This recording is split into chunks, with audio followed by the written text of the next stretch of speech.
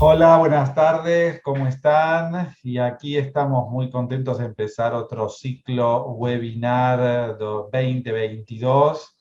Agradecemos mucho el auspicio de Merck en este nuevo ciclo y también a un conocido de ustedes, al doctor Mariano Kovatlov, que siempre está con alguna clase. Igualmente, por más que ustedes no lo vean, siempre está ayudándonos con todo lo que tiene que ver con la logística. Y hoy un tema muy interesante, el paciente con hiporglucemia, ¿cuándo lo trato? ¿Cuándo empiezo? Es decir, es cuando lo trato, también la pregunta está implícita, ¿cuándo no lo trato? Principalmente con medicación estamos hablando, ¿no?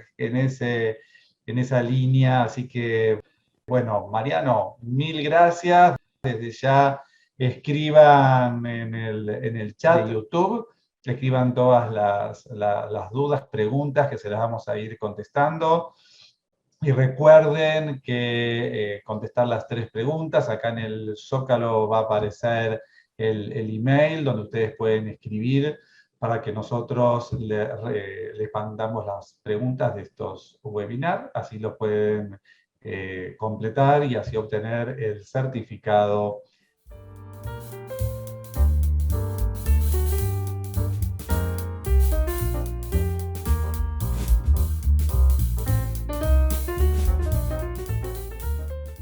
Que Mariano, mil gracias por estar nuevamente. Hoy es un día muy especial, así que te agradecemos el doble, porque es tu cumpleaños, este día de grabación. Vamos a decir qué día es, porque o si no te van a llegar para el año que viene, me refiero, ¿no? Ya te va a quedar, la gente lo va a dejar grabado en sus celulares para el año que viene y saludarte, pero bueno, todos los que te queremos, te mandamos un abrazo enorme y gracias porque, bueno, justamente un ratito del día hoy compartir con nosotros esta actividad. Bueno, gracias Marcelo, gracias por el saludo. Hoy fue un día de catarata de mensajes. Espero no iniciar una nueva catarata de mensajes de feliz cumpleaños, que son largas en general. Bueno, hicimos esta pregunta inicialmente como disparadora de cuándo empezar a tratar a un paciente con hiperglucemia, ¿no? Que la hiperglucemia en general es un cuadro muy heterogéneo, o sea, se puede producir por un montón de cosas. Entonces, siempre a mí me gusta responder las preguntas al principio de la clase, no al final. Y concluí después de leer un par de cosas y revisar un poco de información que la hiperglucemia hay que tratarla hace 20 años. Si tenemos un paciente con hiperglucemia hoy, en líneas generales, sobre todo cuando hablamos de diabetes tipo 2, el paciente viene con esto hace 20 años y quizá perdimos o no la oportunidad de dilatar esta situación. ¿Cuáles son los efectos de la hiperglucemia habitualmente en los pacientes, ¿no? Los conocidos por nosotros son la enfermedad macrovascular, el infarto, la ACV, la enfermedad vascular periférica, la enfermedad microvascular, que siempre es un poquito más olvidada porque no se ve tanto y los pacientes no saben tanto de ella, que son la retinopatía, la nefropatía y la neuropatía, y que generalmente cuando aparecen ya hablamos de pacientes bastante más pasados en su momento de diagnóstico. Igual ahora eso lo vamos a rever un poquito más con un gráfico siguiente. Es un estado proinflamatorio donde aumenta toda la inflamación del cuerpo y aumentan todas las enfermedades que están relacionadas con los estados inflamatorios. Está relacionado con el deterioro cognitivo y con la fragilidad, que ya lo vimos en charlas anteriores y lo vamos a ver en una próxima charla con el doctor Daniel Seinhardt sobre su relación con el deterioro cognitivo. El aumento de la incidencia de todas las infecciones y problemas de refracción, que a veces parecería una tontería o un problema menor, pero es un problema bastante importante dentro de la hiperglucemia y del tratamiento de la misma. Este es un cuadro muy viejo del que sale de Luca PDS, que muestra más o menos, muestra muy bien del punto de diagnóstico, que es en el punto 0 que acá se ve, que los problemas empezaron mucho antes, en este caso 10 años antes, con la función de célula beta mermando hasta casi el, no sé, 40, el 50% aproximadamente hasta el momento de diagnóstico, la insulina resistencia subiendo, la secreción de insulina inicialmente compensando y en última instancia decayendo, que esto va a ser una de las causas de descompensación de nuestros pacientes diabéticos controlados. Y esto es muy interesante. La glucemia en ayunas es muy tardía, o sea, el momento del diagnóstico, si nosotros vamos a diagnosticar con glucemias arriba de 126, la glucemia en ayunas es más tardía que la glucemia postprandial en su aumento. Pero es una glucemia, la glucemia postprandial es una glucemia que habitualmente no buscamos. Entonces, estamos buscando marcadores un poco más tardíos de hiperglucemia. Yo Y te, yo acá, te sí. escucho, yo te escucho y de alguna manera pienso en pacientes que vemos habitualmente, que no son diabéticos, o sea, todas las recomendaciones que hacemos de dieta, de actividad física, ¿no? Más si pensamos de qué va a pasar de los próximos, no sé, quizás 15, 20 años, más pensando en Exacto. diabetes tipo 2, ni que Sí. hablar aquel paciente que tiene antecedentes familiares de diabetes, ¿no? Donde lo Ujú. pone en alguna, a ver, en una situación quizás diferente y todos esos cambios de hábitos, mientras puedan hacer más tempranamente posible, probablemente sean más fáciles. No sé qué vos pensás con respecto a No, esto. totalmente. Primero que los cambios de hábito de vida son una cuestión de costumbre. Entonces tenemos que lograrlos lo antes posible y hacer que el paciente se acostumbre a este nuevo cambio, a estos nuevos cambios porque cuanto más tiempo el paciente esté flaco, por ejemplo, mejor va a ser. O sea, no es lo mismo bajar de peso a los 30 que a los 40 que a los 50. Son 10 o 20 años más de carga metabólica encima, con un páncreas que se va a ir cansando. Entonces, ver en qué momento de la secreción insulínica o de la función de la célula beta vamos a iniciar el tratamiento. Es mucho mejor empezarlo acá que empezarlo acá, que ya perdimos el 50% de la masa y donde ya tenemos hiperglucemia. Entonces, hay que pensar un poquito dónde empezamos y con qué intensidad. Y sobre quién está la carga de esto, que ahora voy a hablar un poquito sobre dónde está la carga de preocuparnos por la salud, en nosotros o en el paciente. Entonces, ¿por qué esperar? ¿Por qué esperamos al 126 o a cualquiera de los criterios de diagnóstico de diabetes para tratar? El síndrome metabólico, acá yo puse las guías de la ALAD del 2019, que la otra vez en la charla que hizo la doctora Geraldina Linares de una revisión de síndrome metabólico, que acá les dejo un QR para que puedan acceder a esa charla, que fue una revisión muy extensa, yo ahora voy a hacer simplemente un punteo. Habla de los criterios diagnósticos para síndrome metabólico, que son triglicéridos, el HDL disminuido, la presión arterial o el tratamiento para la hipertensión arterial, la glucemia en ayunas o el tratamiento de la diabetes, y el más importante y el más discutido de todos es la obesidad abdominal. Entonces, con 3 criterios cualquiera de todos estos, tenemos un paciente con síndrome metabólico. ¿Y qué significa eso? Que el síndrome metabólico, el paciente tiene un riesgo incrementado 5 veces mayor de presentar diabetes en algún momento.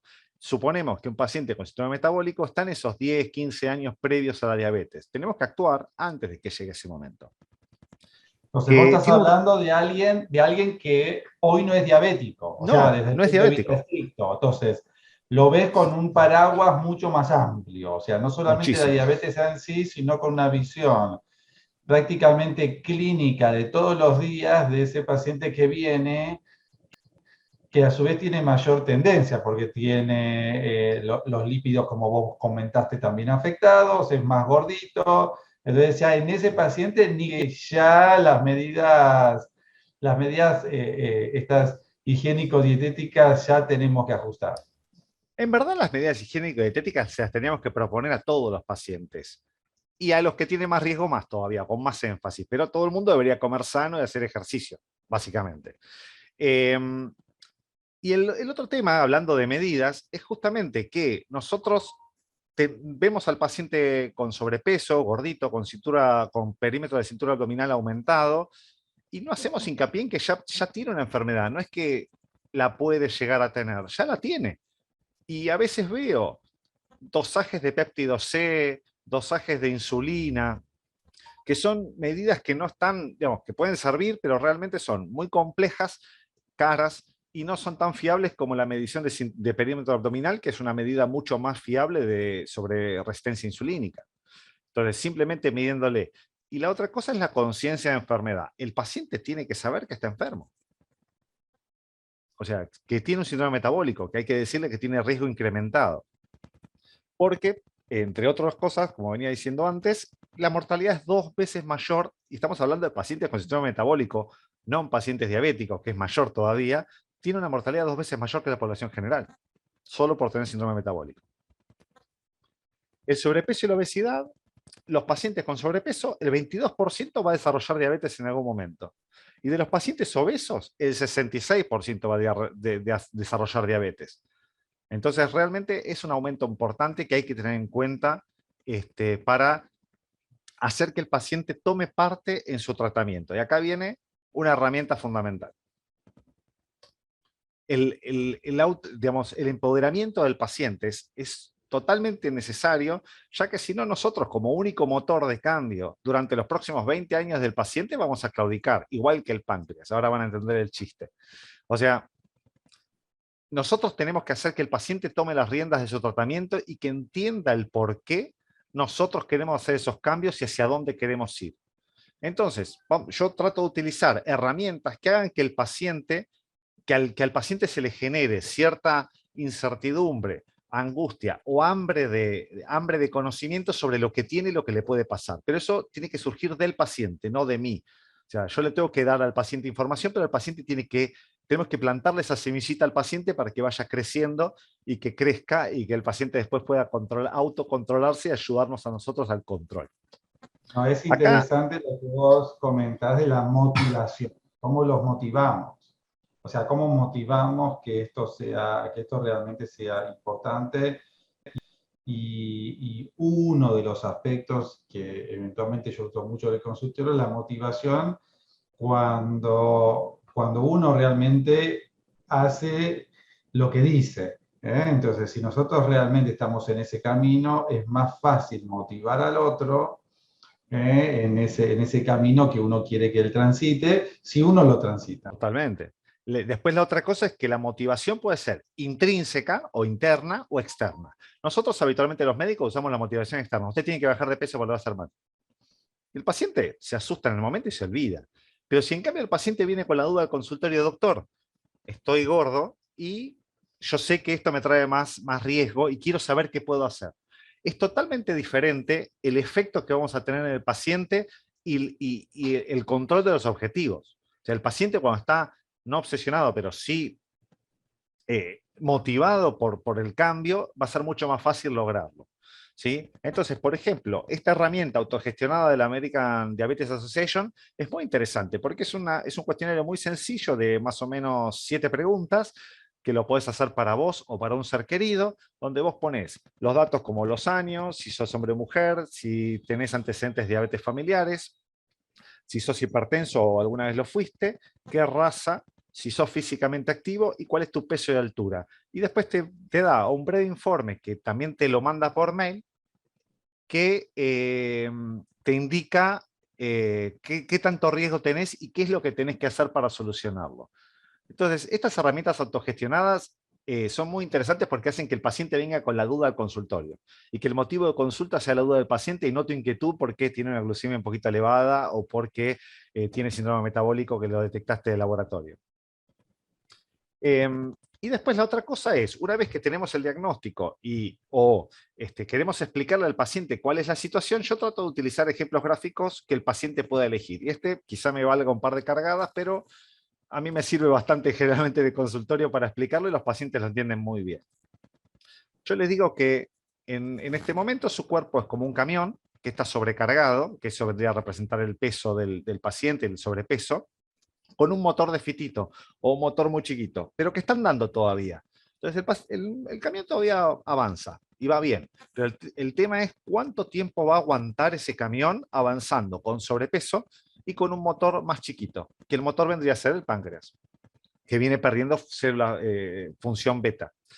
Entonces yo le explico que las formas de hacer funcionar esto es o descargar el camión, lo cual va a ayudar un montón a ese motor cansado o motor chiquito, lo va a ayudar un montón a funcionar y a seguir andando durante más tiempo sobre todo. Podemos empujarlo, lo cual nos va a ayudar con, por ejemplo, medicaciones Y lo que por ahora no podemos hacer es cambiar el motor, que vendría a ser un trasplante de páncreas que todavía estamos en veremos hace muchísimos años. Y esto los pacientes lo entienden bastante bien porque es un ejemplo bastante gráfico. Bueno, después de todo lo que hablamos, ¿cuándo trato a un paciente con hiperglucemia? ¿No? Ya hablamos que sería bueno hacerlo 20 años antes, pero en el caso de que no hayamos llegado o que no hubiéramos logrado nuestros objetivos, vamos a tener pacientes que yo los agrupé en tres situaciones más o menos generales. Uno es el paciente agudo, el hiperagudo, son pacientes con infecciones, con intervenciones, por ejemplo, una intervención quirúrgica en la cual la hiperglucemia puede aparecer en medio de la intervención por el aumento de adrenalina y cortisol endógeno, en pacientes con corticoterapia y en pacientes internados en terapia intensiva. Después, una situación muy específica es el diabetes del embarazo, que tiene hasta criterios diferentes de diagnóstico, que son la glucemia 92 en ayunas, 180 a la hora de la prueba de tolerancia oral y 153 a las 2 horas, y que siempre el paciente con hiperglucemia o diabetes del embarazo hay que referirlo a un profesional idóneo. Incluso hay especialistas dentro de la diabetología que se encargan pura y exclusivamente de estos pacientes. Y después el paciente que más nos atañe a nosotros en líneas generales, que es el paciente diabético que está fuera del objetivo terapéutico. O sea, nosotros establecemos por la condición del paciente un objetivo terapéutico, ya eso lo fuimos viendo en muchas charlas anteriores, y en base a eso, si el paciente está por fuera de ese objetivo, vamos a tener que usar medidas farmacológicas y no farmacológicas para retornarlo al camino. Entonces, Mariano, un adulto mayor de 80 años, frágil, ¿cuál Frágil. es el valor de glucemia en ayunas que vos decís, bueno, a partir de tal valor lo trato? ¿O necesitas los dos, la glucemia en ayunas y la hemoglobina glicosilada? Y si el paciente, siempre los extremos son los más fáciles. O sea, el paciente más robusto es el más sencillo, es el paciente que tiene los mismos objetivos que un paciente joven de cualquier edad. Y el paciente frágil es el paciente también más sencillo, donde vos vas sacando, más sencillo en el tema de la hiperglucemia, ¿no? Que se entienda. Vas sacando el pie del acelerador donde estás buscando más que nada seguridad en el tratamiento y no agregar comorbilidades como por ejemplo las hipoglucemias o la complicación del tratamiento, ¿no? En un paciente de 80 años frágil, con posibilidades y en general una hemoglobina de aproximadamente, una hemoglobina glicosiada de 8 es lo que voy a estar buscando, y la presencia, verdad, la ausencia de cualquier tipo de evento hipoglucémico. Esos son los dos objetivos que yo voy a tomar. Ah, ok, ¿y el valor de glucosa en ayunas, qué No, es que el importancia? valor de glucosa en ayunas es muy variable, o sea, depende del día, cuándo fue, a qué hora fue, o sea, ese valor no me ayuda mucho para tomar una decisión de largo plazo. Pues no sé, el paciente tiene 150 hoy, pero ayer, anteayer y anteayer hizo 3 episodios de hipoglucemia, y por más que esté hiperglucémico, yo le voy a reducir la potencia del tratamiento que yo estoy ejerciendo. Perfecto. ¿Mm? Entonces, es una foto la glucemia, y la hemoglobina glicosiada es más una película. Tiene sus limitaciones la hemoglobina glicosiada, sobre todo en pacientes que tuvieron hemorragias, que están urémicos, con algunos tratamientos, porque es modificada la glicosilación de proteínas, o por ejemplo, en una recuperación de una anemia tienen un turnover muy grande de glóbulos rojos y la hemoglobina glicosiada, en vez de ser el promedio de 3 meses, es el promedio de 1 mes y medio. ¿Sí? Entonces hay que tener en cuenta ese tipo de variaciones a la hora de analizar el dato. Bueno, ¿es una urgencia el tratamiento de la hiperglucemia? No. En general, la hiperglucemia per se, solamente el valor de la hiperglucemia, no es una emergencia por sí mismo, por él solo. Pero hay ciertas situaciones que vienen acompañadas con hiperglucemia, las cuales sí son emergencias y que requieren un tratamiento muy contundente y en guardia, por ejemplo, ¿no? Una es la cetoacidosis, el otro es el síndrome hiperosmolar hiperglucémico. Después hay otros pacientes que son los que nosotros vemos habitualmente, que es la hiperglucemia crónica, que es un paciente no controlado habitualmente, que está así hace muchísimo tiempo, por inercia terapéutica del médico o inercia del paciente, o los dos. Y después el paciente con hiperglucemia aguda con un desencadenante. O sea, un paciente que, una de dos, no era diabético y debuta diabético en un episodio agudo, o un paciente que era diabético muy bien controlado y de repente se descontroló, ¿no? Y recalcamos que la inercia del médico, el concepto de inercia es la falta de adherencia del médico. O sea, por algún motivo, como la adherencia es para el paciente, la inercia es para el médico. Es decir, Exacto. por X motivo el médico sabe que tiene que tratarlo, pero por algún motivo no lo trata. O sea, también puede ser por desconocimiento, ¿no? Pero también por alguna situación en particular él no la trata y lo deja pasar. A veces es Entonces, por, a veces es por desconocimiento, a veces es por multiplicidad de datos en la consulta y se viene decide por patear otras para más cosas, adelante. sí, exactamente. La negociación, muchas veces yo anoto en la historia clínica, cuando negocié con un paciente que no quiere empezar un tratamiento, le digo, en la próxima lo hacemos. Y yo me anoto, la próxima empezar. ¿Por qué? Porque si no, la próxima se lo negocio de vuelta. Yo me olvido que negocié la anterior vez, lo vuelvo a negociar y así me tienen 3 años y nunca le bajamos el valor que sea del que estemos hablando. Bueno, entonces vamos a hablar de una situación especial, que es la cetocidosis, ¿no? La cetocidosis es ese camión que veníamos hablando antes, bueno, ahora chocó.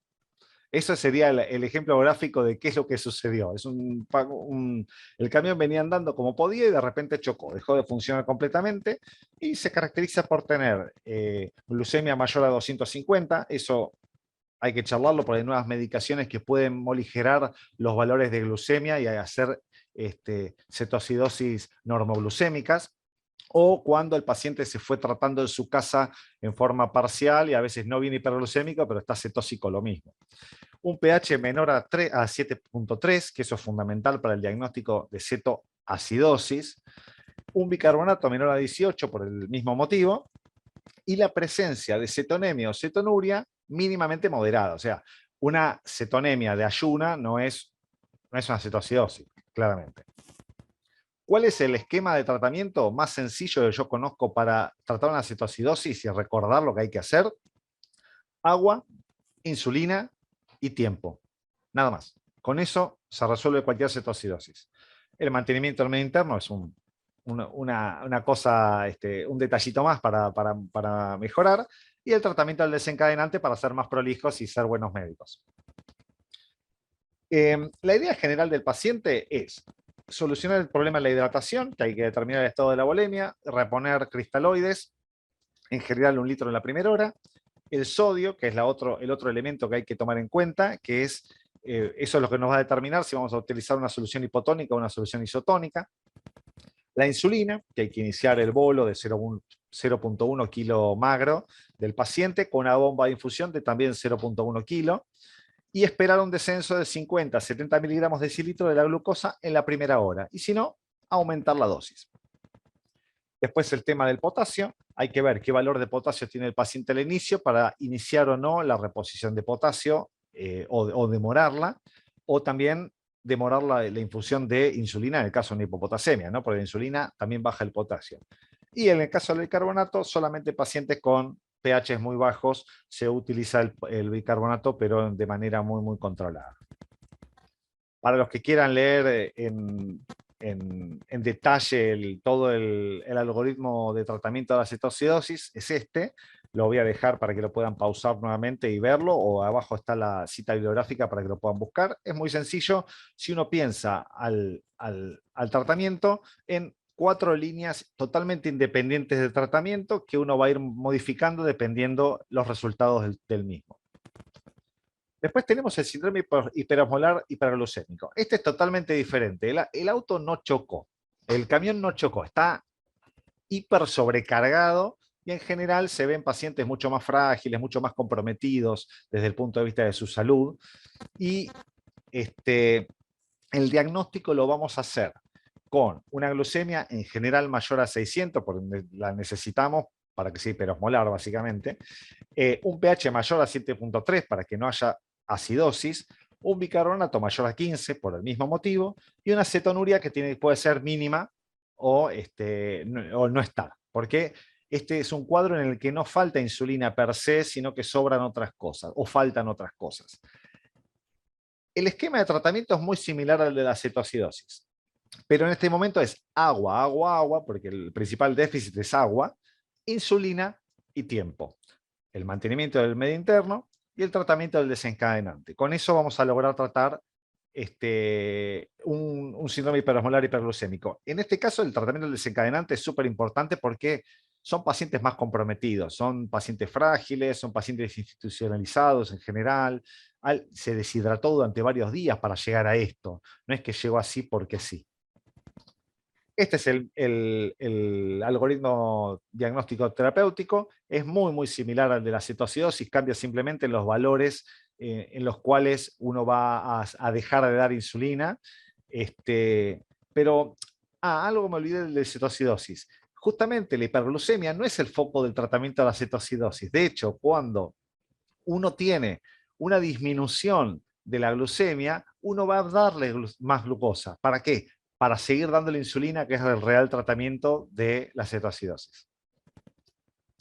Bueno, este es el paciente de todos los días. Este es el paciente que vemos en general, que es un paciente con hiperglucemia crónica, que viene hace mucho tiempo, y que nosotros tenemos que mejorarle o iniciarle el tratamiento.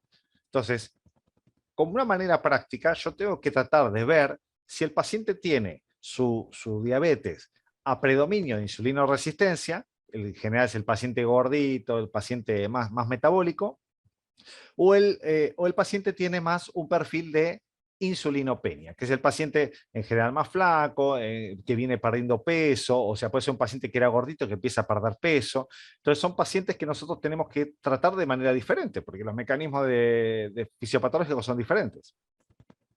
Entonces, mientras que en la insulinoresistencia vamos a priorizar dieta del ejercicio, siempre y cuando la hiperglucemia no sea muy marcada, arriba de 250 miligramos de decilitro, en el cual el ejercicio estaría contraindicado, vamos a utilizar metformina, que es un insulino sensibilizador, los inhibidores del cotransportador sodio-glucosa renales, que son medicaciones que vienen pegando muy, muy fuerte últimamente, los inhibidores de dipeptidil peptidasa 4, que van a ser, entre otras cosas, secretagogos, los agonistas GLP-1, que también terminan siendo secretagogos, además de tener otras funciones muy, muy beneficiosas para el paciente, como el descenso de peso, las sulfonilureas, que ya las conocemos de larga data, que tienen un par de bemoles para el paciente con insulinoresistencia, la pioglitazona y las insulinas.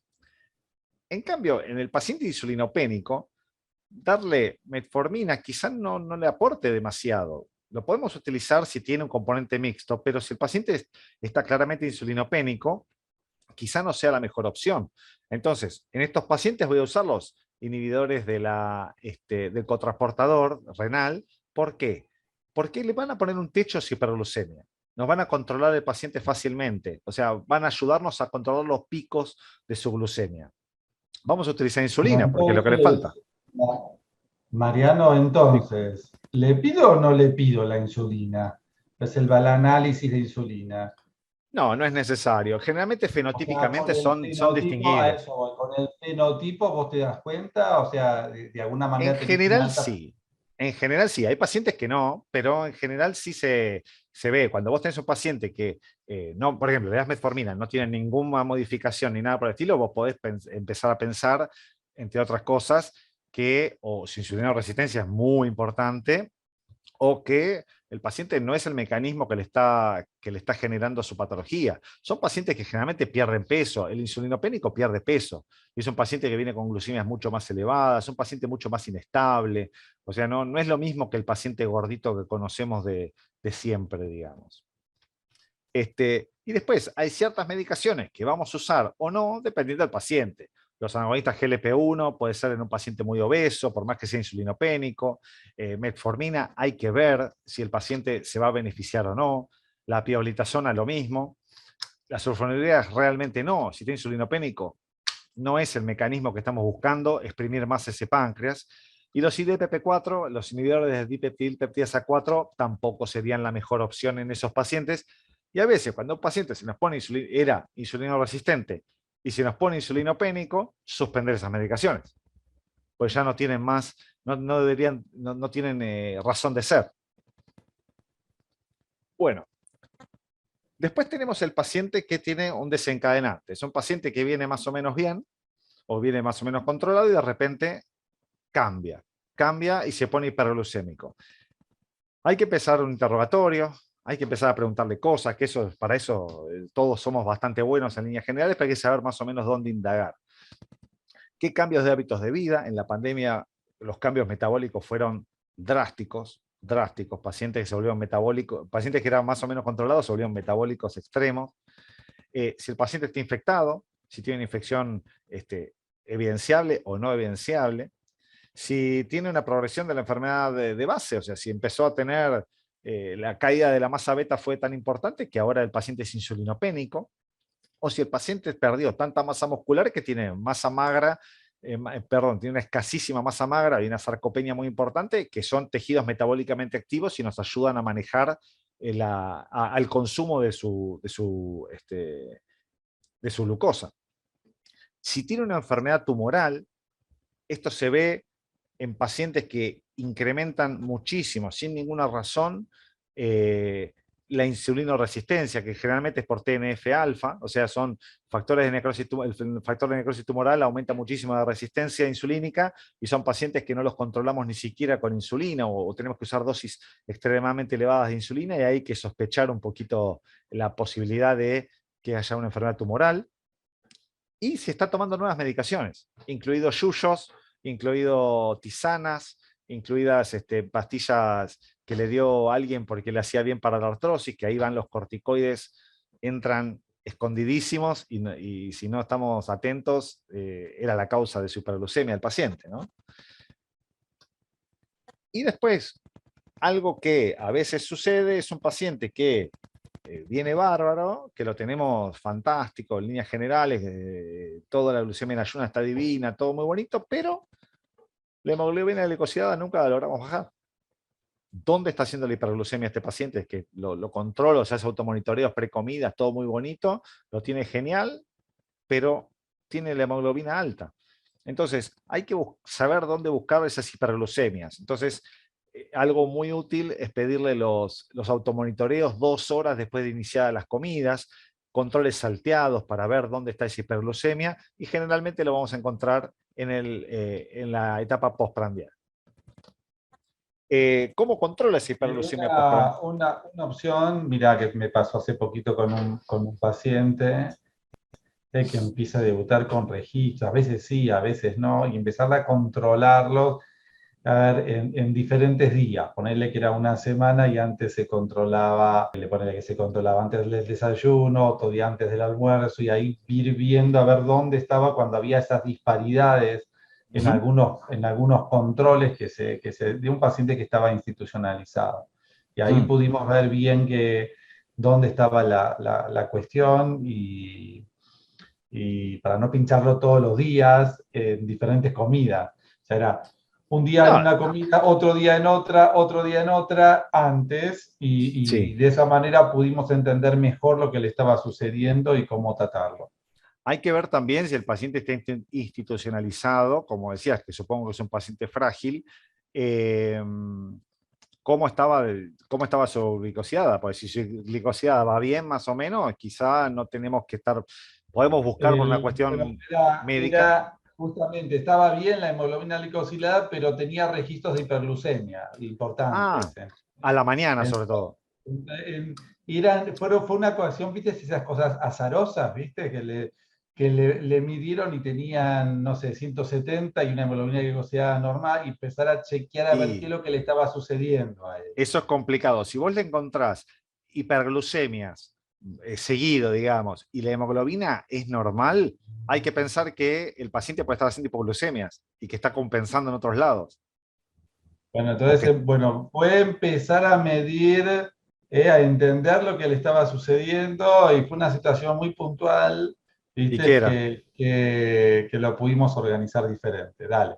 Entonces, el paciente probablemente tenga problemas con las comidas. Este paciente que vos me decís, puede ser que tenga problemas con las comidas y la integración de su alimentación. Entonces, que tenga en el postprandial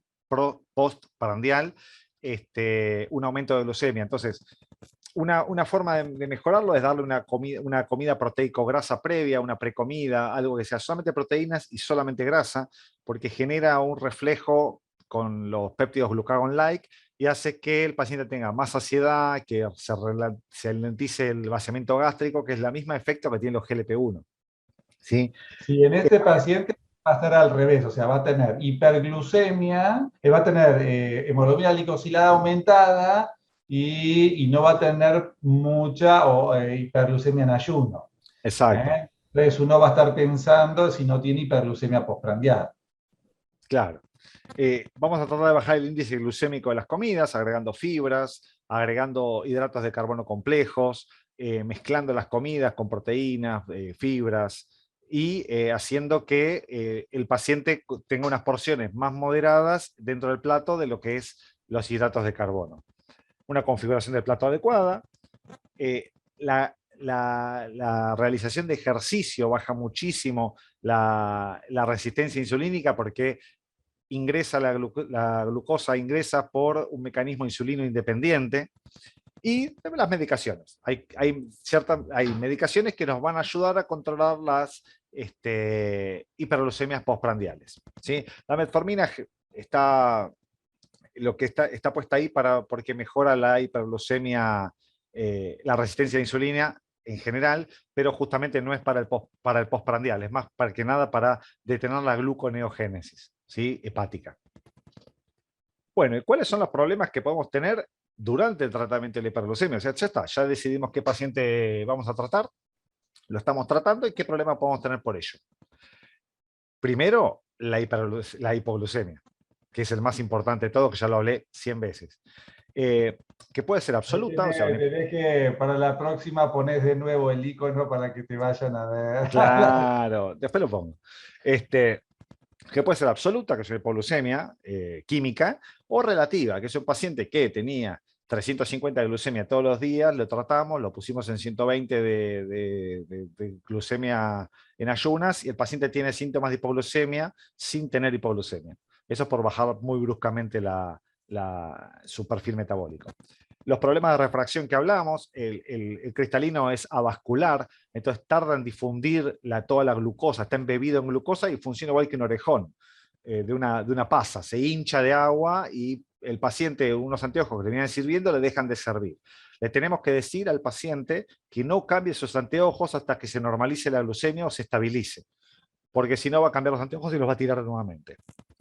Las neuropatías agudas y los síndromes dolorosos por plexitis y neuropraxias, el agravamiento de la retinopatía por aumento de la isquemia retiniana por disminuciones bruscas de la hiperglucemia, las interacciones medicamentosas, pues ya que aumentamos los medicamentos en el paciente, vamos a tener una posibilidad de aumento de interacciones medicamentosas y efectos adversos de cada una de las medicaciones. Y estos son los problemas de la hiperglucemia, ¿no? Del tratamiento de la hiperglucemia, que tenemos que estar persuadidos para poder ir a buscarlos o tratar de minimizarlos no siendo demasiado agresivos en los tratamientos. Bueno, para resumir, prevenir siempre para no llegar a la hiperglucemia, que era lo que decíamos antes de 20 años antes. Ser agresivo en el control de factores de riesgo y hacer que el paciente tome las riendas de su tratamiento y que identifique su problema como una enfermedad. Está enfermo, quizá no hay que decirle tan duramente estás enfermo, pero hay que hacérselo entender para que ponga su motor a funcionar y a trabajar con nosotros. Identificar a la obesidad y al síndrome metabólico como una enfermedad. Y si llegamos con un paciente que llega a tener hiperglucemia, a pesar de todos nuestros esfuerzos denodados en evitarlo o en retrasarlo, tratarlo en consecuencia, según el cuadro que hayamos identificado en este paciente, que es lo que fuimos hablando anteriormente, y ver qué paciente tenemos, porque no todo paciente lleva los mismos objetivos de tratamiento, sobre todo hablando en fragilidad. ¿Okay? Bueno, bárbaro, espectacular, muchísimas gracias, Mariano. Por un lado, agradecerte por la charla y por el otro lado, por el tiempo que sabemos que, bueno, volvemos a los que se engancharon después, hoy es tu cumple, este día de grabación que lo va a quedar entre nosotros, no lo vamos a decir a nadie, nos quedamos entre nosotros qué día es. Y bueno, te agradecemos un montón por participar nuevamente.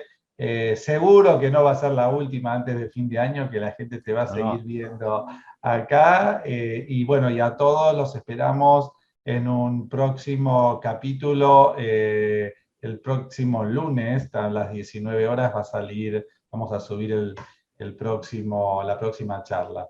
Así que bueno, muchísimas gracias. Sigan con nosotros en el canal de YouTube y nos vemos pronto. Chau, chau. Chao, muchas gracias, Marcelo.